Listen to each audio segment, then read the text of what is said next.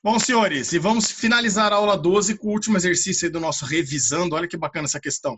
Uma esfera maciça de aço está suspensa em um dinamômetro. O dinamômetro é um fio com um medidor de força, ou seja, está medindo a tração, por meio de um fio de massa desprezível, e todo este aparato está imerso no ar. Então, a única coisa que o fio segura é o corpinho, é o peso dessa esfera maciça, certo?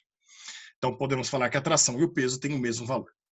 A esfera, ainda suspensa a esse dinamômetro, é então mergulhada completamente num líquido de densidade desconhecida. Então, agora o corpo mergulhado no líquido, aparece um empuxo ajudando a tração. Isso significa que a tração pode diminuir um pouco, e é o que acontece, olha lá. Nessa situação, a leitura do dinamômetro sofre uma diminuição de 30% em relação à situação inicial. Ou seja, a gente mantém 70% da tração ainda, né? Considerando a densidade do aço, que é a bolinha aí, igual a 8 gramas por centímetro cúbico, a densidade do líquido em grama por centímetro cúbico é aproximadamente. Então, olha só o desenho que nós temos aqui, meninos. Vamos lá? Então, senhores, olha lá, a situação que nós temos é essa. Primeiro, a gente tem um aparato onde nós temos aqui na bolinha o peso, que é a massa vezes a gravidade. Depende da matéria do corpo e da gravidade do local. E nós temos uma tração nesse fio, né? Então, esse fio puxa o peso para cima. Eu vou falar que a tração agora vale T.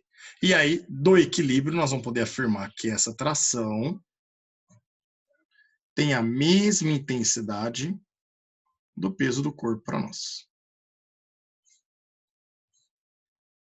Aí a nova situação é, ele vai pegar esse pêndulo e mergulhar no líquido com o dinamômetro. O fio aí seria o dinamômetro para nós. Bom, obviamente que o peso continua agindo no corpo.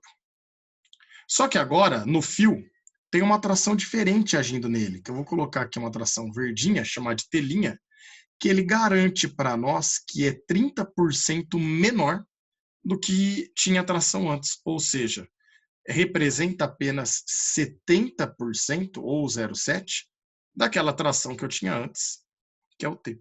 Por quê?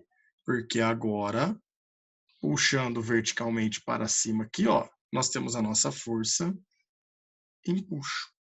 Porém, do equilíbrio, nós podemos falar, antes a tração aqui tinha a mesma intensidade do peso, agora o empuxo mais a tração telinha vão ter a intensidade do peso do corpo. Então, vamos lá.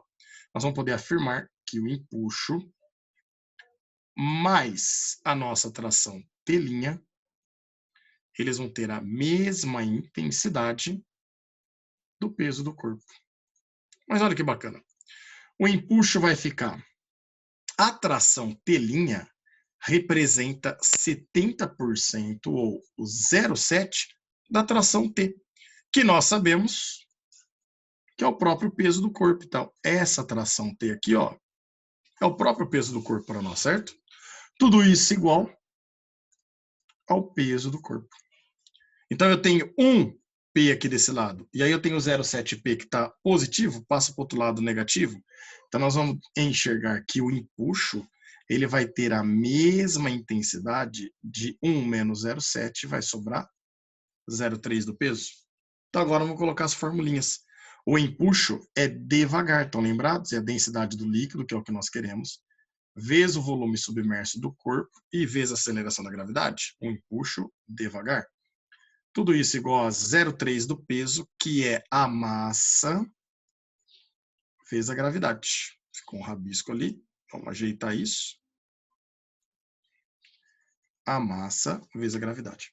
Já podemos cortar a aceleração da gravidade. Vamos colocar um rabisco aqui do lado. Ó. Lembra que densidade é massa sobre volume? Então, se eu passar o volume multiplicando, a gente descobre que a massa é a densidade vezes o volume do corpo. Então, vamos poder fazer essa troca, né?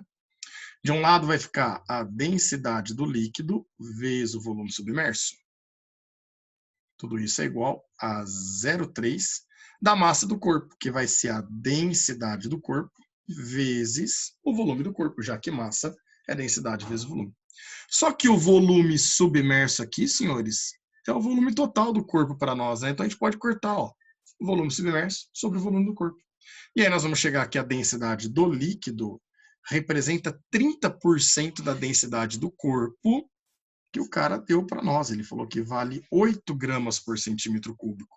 0,3 vezes 8, a gente vai chegar que a densidade do líquido vale 0,24 gramas por centímetro cúbico.